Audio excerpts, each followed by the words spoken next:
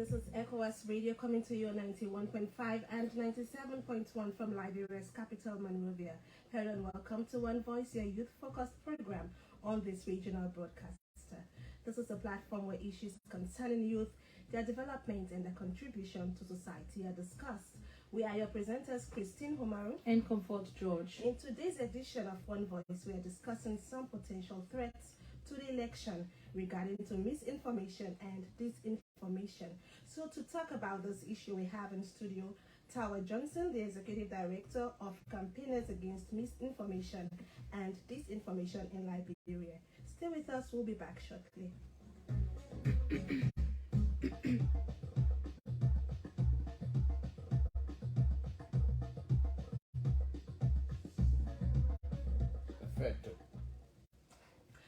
Welcome back to One Voice here on ECOWAS Radio.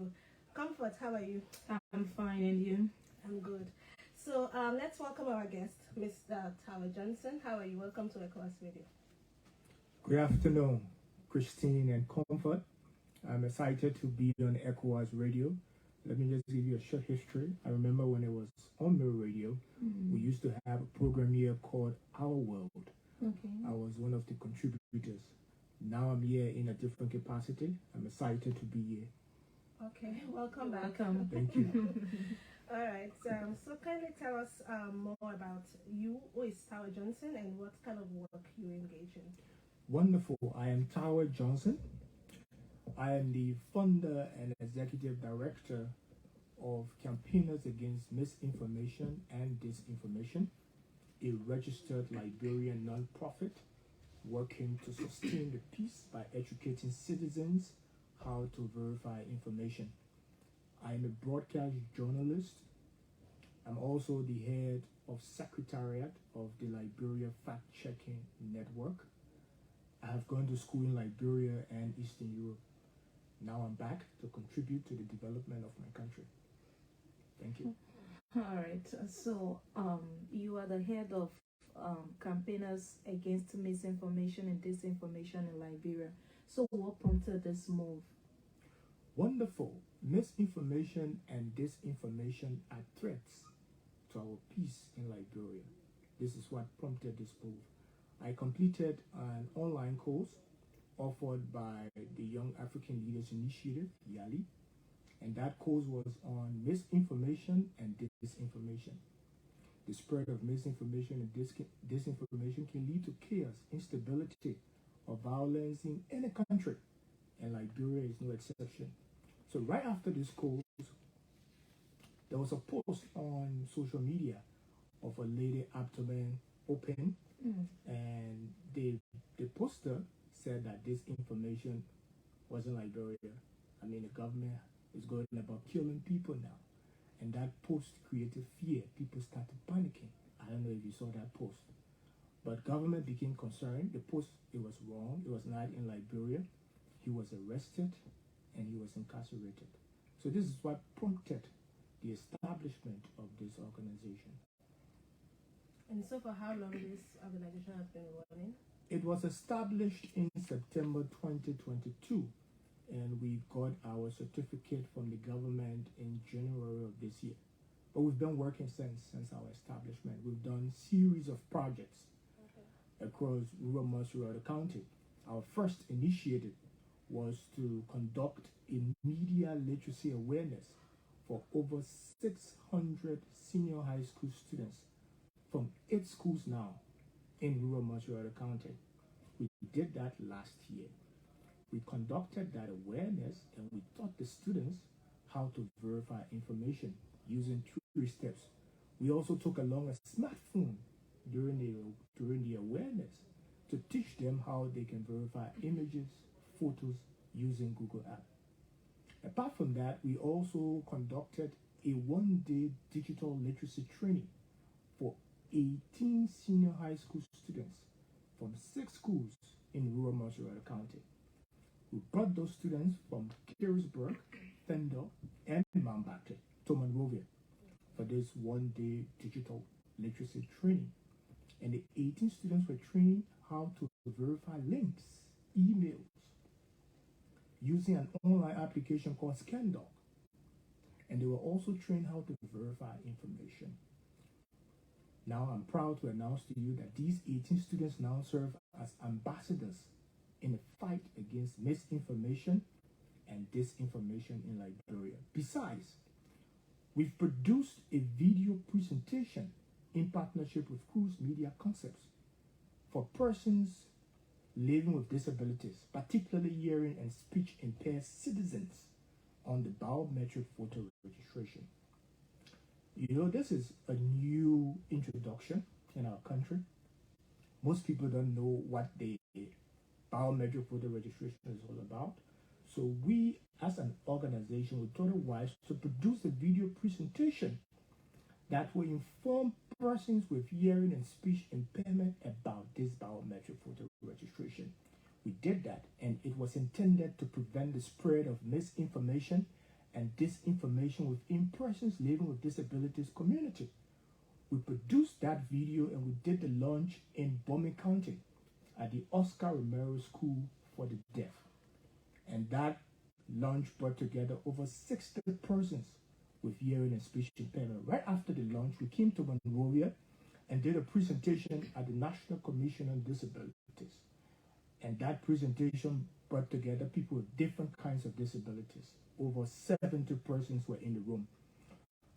Let me also inform you that in order to get this video presentation to as many persons living with disabilities as possible, we're able to share it in their chat rooms, because you know many of them have a social media account and a smartphone. Besides, we're able to upload the video on YouTube so that more people can have access to this. We're not just able to produce a video presentation, but we were also able to help them get their voters' ID cards in no time. So right after we produced the presentation, we went back, we sat in a meeting, and we said, okay, we've helped these people, you know, with the information. How can we now help them get their cards? Because, you know, these are people who look like us. They have, everything looks normal on them. They have 2 eyes, 2 ears, everything. But then until they start to talk or attempt to talk, that's the only time you'll be able to recognize that these people have a form of disability.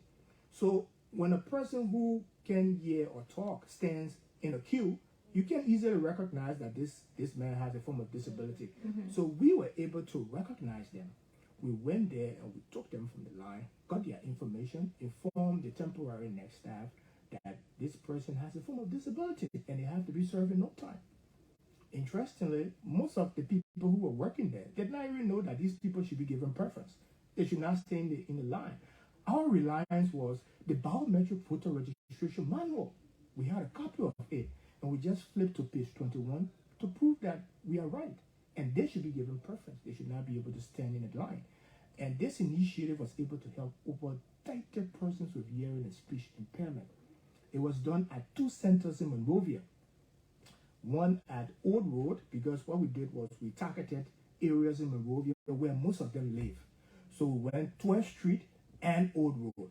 That was in Monrovia. And then we went back Bomi County at the John L. Pavola Registration Center. You know, it's right beside the Oscar Romero School for the Deaf. You know, most of the students there are turning 18 and are already 18 and they were now eligible to be able to register. We were able to help them. So this initiative has helped over 30 persons get their ID cards in no time. So this is what we've done over the period. All right.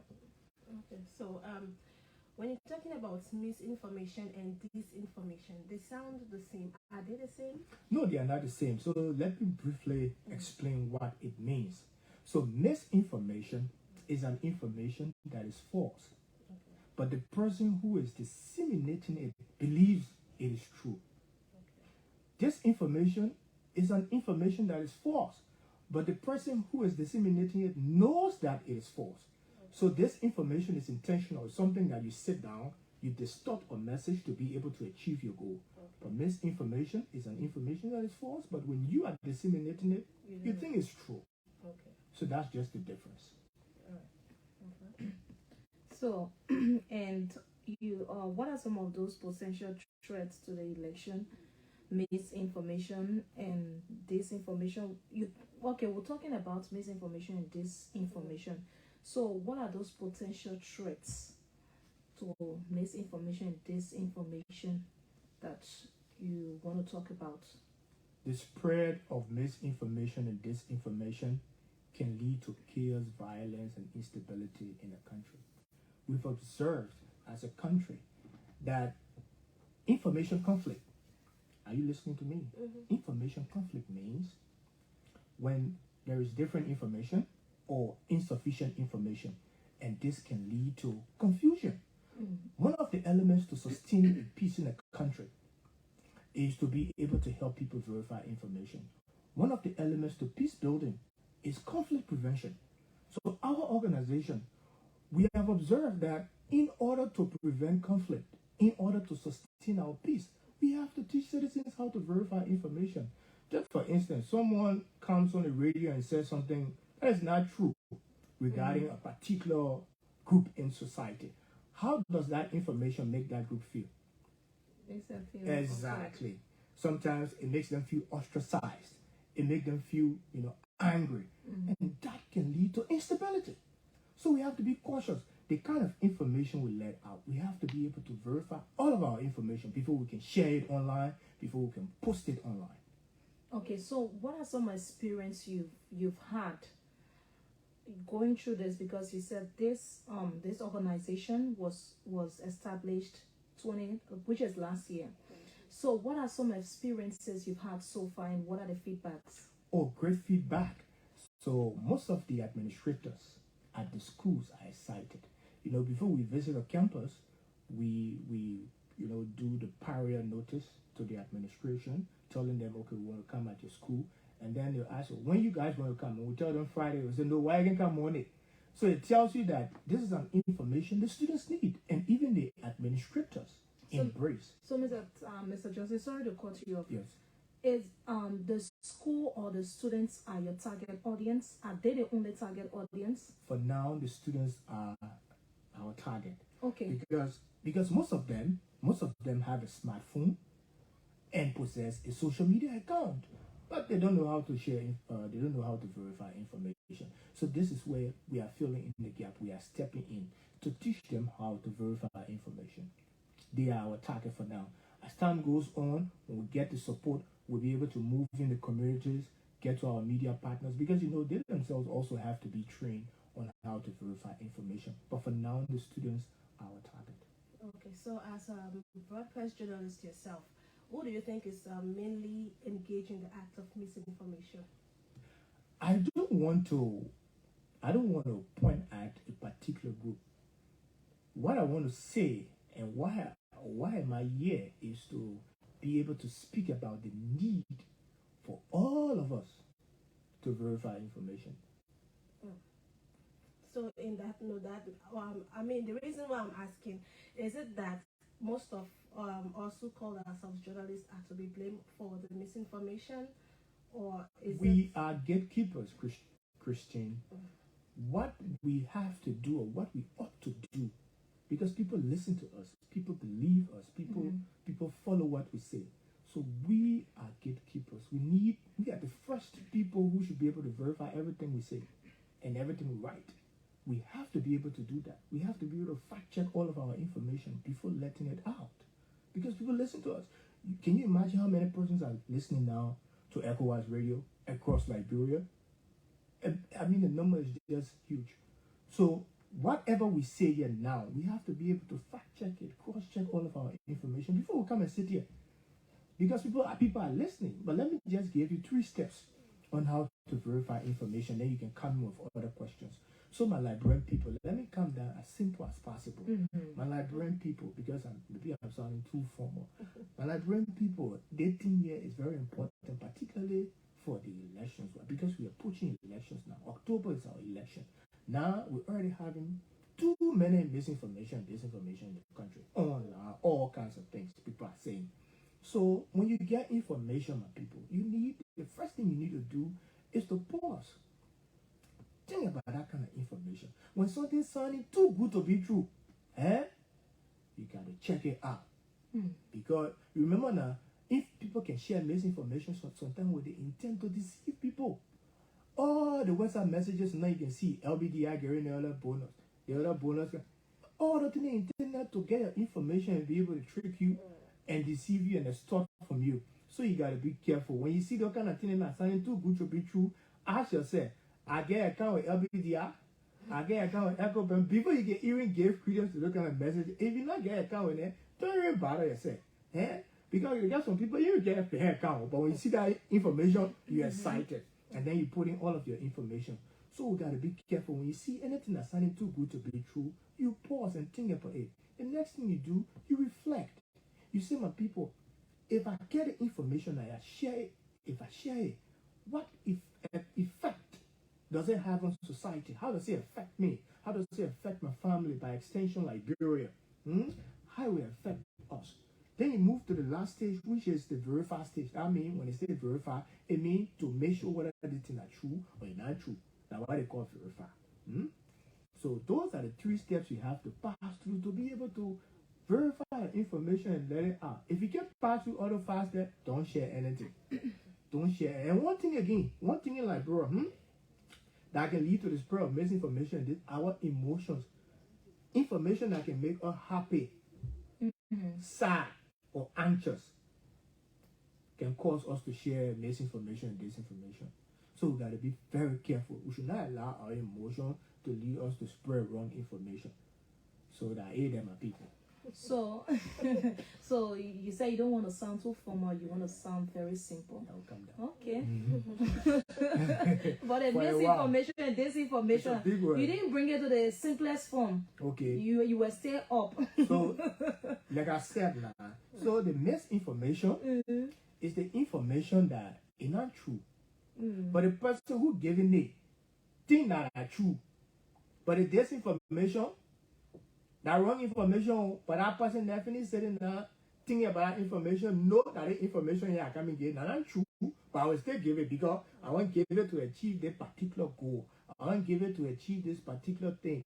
I want to give it for people to be able to, do certain things I want them to do. So I gave you an example of misinformation and disinformation. So when somebody in the class, when we're in the class, or Christian comfort, we're in a class and the teacher comes, take for instance, teacher A, he comes and say, class, or he calls me, he said, Taweh, can you go and tell Christian and comfort that there will be no class on Friday?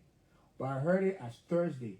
So I come now and say, okay, Christian and comfort, our teacher said there will be no class on Thursday. So that one is not intentional, right? That's what I heard, right? That misinformation there. But I was not intending to harm. But there's information now where the teacher finished telling me that I'm not coming to school on Friday. Then I come back to you and say, what the teacher say. So what I would say, okay, we're not coming to school on Monday because we enjoy the weekend.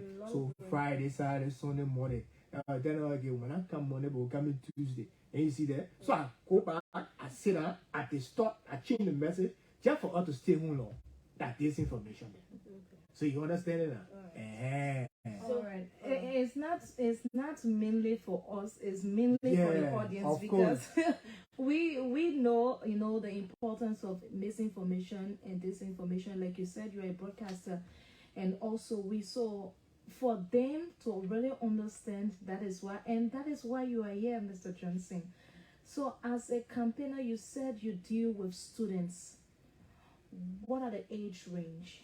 So we deal with high school students from 10th grade to 12th grade for now. And what is amazing is the leaders of those institutions. Well, because of time, we are not able to visit all of the classes. Okay. So what the leaders of those institutions do, they reach out to the rest of the other classes from 9th grade downward to tell them about such a significant information because they themselves need it.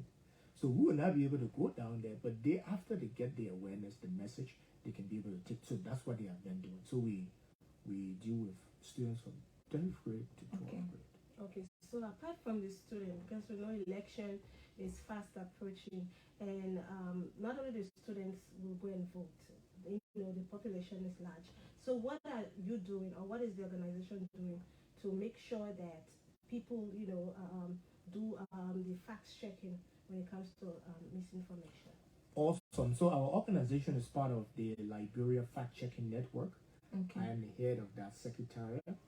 So that network comprises of other fact-checking institutions and individual fact-checkers. So what we are going to do during this election is to be able to fact-check claims of politicians, influencers, citizens, holding them accountable to what they say and what they write. All of their claims. So we're going to fact-check it. And then we'll write our fact-check reports. So that's what we are going to do during this election.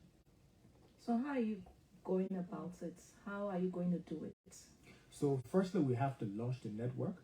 Okay. That is coming up. And right after that, we'll be able to set out, be able to explain how we're going to do that. Yeah. Okay, so let me announce the number to call is 0779 0000691. 0779 0000691 is the number to call to participate. Maybe you're listening, you have some doubt, you can call and ask questions and contribute at the same time. So, Taweh, what is the importance of fact checking during election period? Awesome. So, in order to maintain law and order, fact checking is important because during elections there are different kinds of misinformation.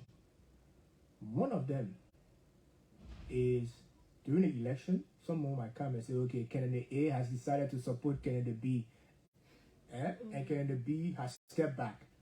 You know what that can do? That can discourage candidate B supporters from going to vote because they will think, okay, but my candidate has already withdrawn from the race and I don't support this other candidate, so I'm not going to vote. So that can cause people to stay away from the process. Because quite recently was like happening. Exactly. That will be happening again. It takes place just like that. Another one will be, there will be a photo of violence. Okay, there is an old photo might erupt. Something that is not even related to elections might come and say, oh, at this polling center, there is violence, people are protesting, or there's people are burning this, people are burning that. And when you check that information, it's not true. It's something unrelated. That photo might have been taken in another country, but people trying to achieve a particular goal. Exactly. And people who register at that center will not even go there and say, but why am I even going to vote? The place is not in order anymore. People are running away. So that can cause people to stay away from the process also. When you talk about social media, because this is a very big space that you cannot, an individual cannot get control over, the cyberspace. So when you talk about people posting pictures, how do you want to curtail that? Because you can't control one, like if I have my telephone now, I have my social media account, you can't tell me what to post and what not to post. Okay, so we cannot curtail it. Yeah. Because we don't have control over people's phones and what they post. But what we can do is to prevent the spread. So as a network, we have our social media platforms that when we fact check an information, we can be able to tell them, okay, this is wrong, this is the right information, just like that, so that people can know. Okay, so in other words, you're auditing the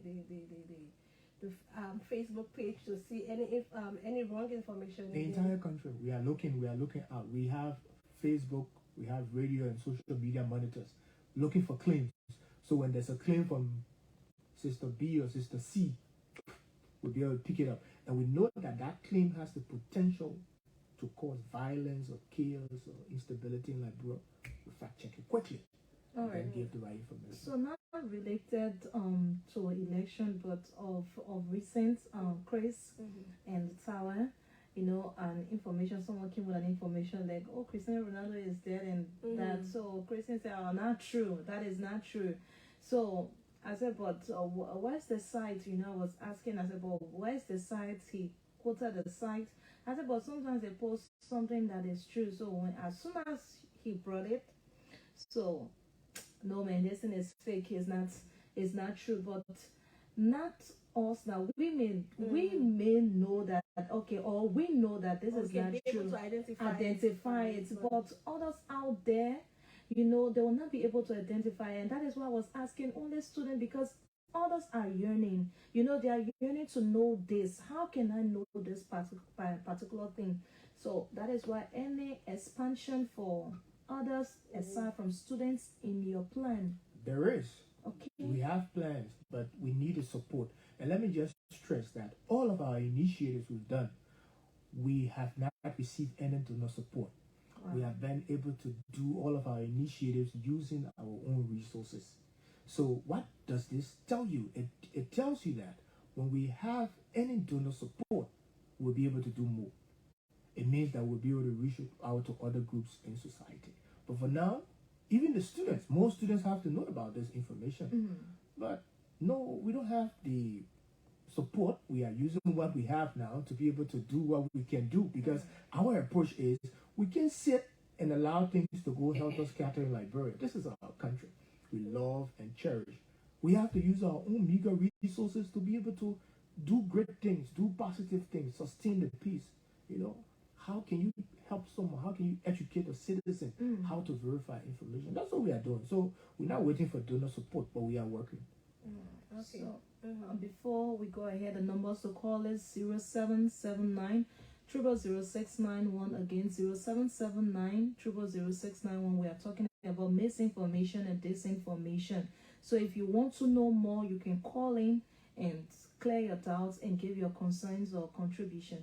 Yeah. Okay, Comfort. Thank you. And also, when Mr. Johnson was talking about the students, you know, like they are the younger generation. Yes. And like he said, most of them now have, you know, the smartphones. And while you are educating them, and some of them have their grannies and grandpas at home who also have phones, but clearly don't understand what's going on.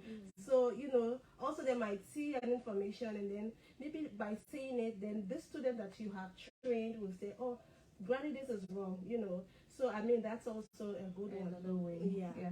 So, okay, so how information verification sustain the peace when it comes to election in Liberia?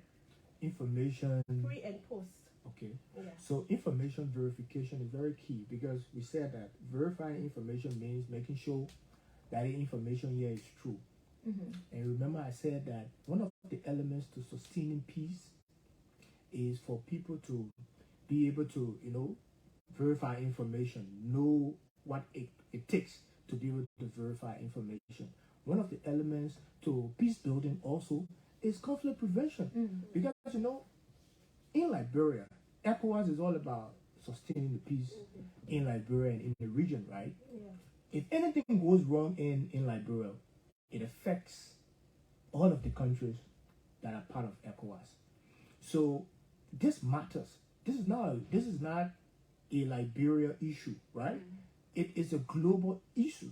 You remember during the outbreak of COVID-19, there were many kills regarding the virus, right? People were coming with all sorts of kills.